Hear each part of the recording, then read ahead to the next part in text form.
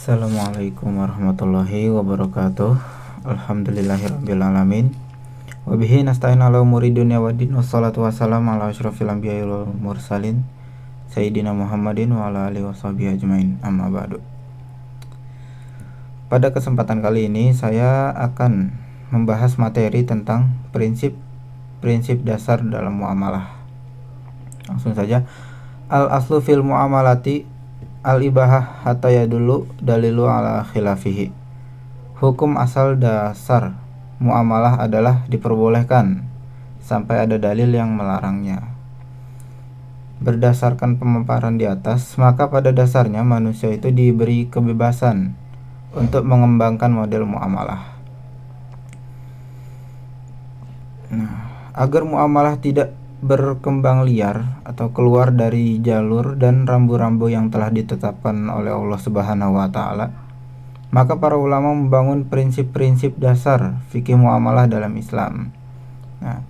Prinsip-prinsip muamalah tersebut antara lain, yang pertama ada hukum asal segala bentuk muamalah adalah mubah. Al-aslu fil asya'i au fil muamalati al-ibahah illa madallat dalilu ala khilafihi. Pada dasarnya atau asalnya pada segala sesuatu pada persoalan muamalah itu hukumnya mubah, kecuali jika ada dalil yang menunjukkan atas makna lainnya. Prinsip yang kedua, al-aslu fi syuruti fil muamalati al-khilu. Hukum dasar syarat-syarat dalam muamalah adalah halal. Prinsip di atas juga memberikan kebebasan kepada umat Islam untuk mengembangkan model dalam muamalah, baik itu akad maupun prodonya.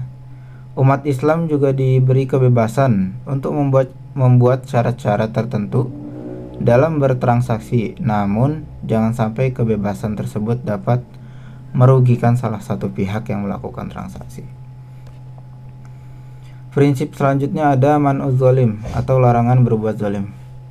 Zalim adalah meletakkan sesuatu tidak pada tempatnya.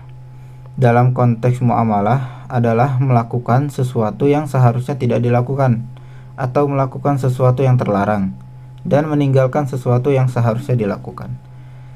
Zalim juga bertentangan dengan syariat Islam karena Islam selalu mengajarkan keadilan termasuk dalam hal muamalah. Prinsip selanjutnya ada man'ul gharar atau larangan melakukan penipuan. Gharar berarti ketidakjelasan sifat tertentu. Dalam konteks muamalah adalah ketidakjelasan objek transaksi atau transaksi itu sendiri yang berpotensi menimbulkan perselisihan para pihak yang bertransaksi. Larangan gharar dalam muamalah adalah untuk melindungi para pihak yang melakukan muamalah, khususnya yang menggunakan transaksi atau akad. Prinsip yang selanjutnya ada man'ur riba atau larangan riba. Riba pada dasarnya adalah tambahan atau kelebihan yang diambil secara zalim. Secara garis besar ada dua macam riba dalam muamalah. Pertama itu riba fadl.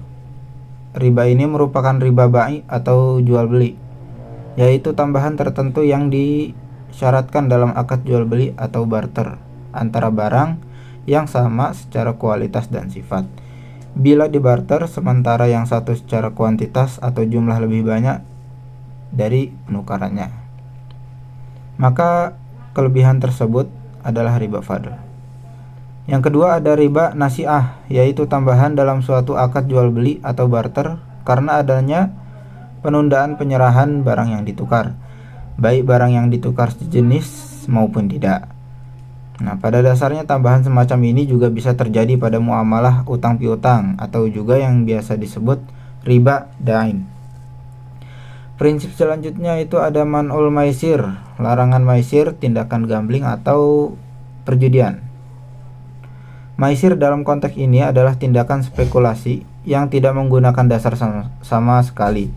Dalam bermuamalah, Islam mengajarkan kehati-hatian agar tidak terjadi kezaliman yang dapat merugikan salah satu pihak yang melakukan suatu akad. Berdasarkan prinsip ini maka dilarang jual beli ikan di dalam kolam yang belum jelas jumlah dan bobotnya, karena hal ini bisa jadi merugikan salah satu pihak. Prinsip selanjutnya itu ada kejujuran. Kejujuran ini menjadi kunci dalam bermuamalah. Namun demikian, kejujuran dalam bermuamalah khususnya dalam berbisnis menjadi suatu yang sangat berat. Terlebih bila bisnis hanya berorientasi keuntungan duniawi. Prinsip jujur dan dapat dipercaya ini harus menjadi pegangan bagi para pelaku bisnis, agar bisnis yang dijalankan tidak hanya mendapatkan keuntungan duniawi, akan tetapi mendapatkan juga keuntungan ukhrawinya.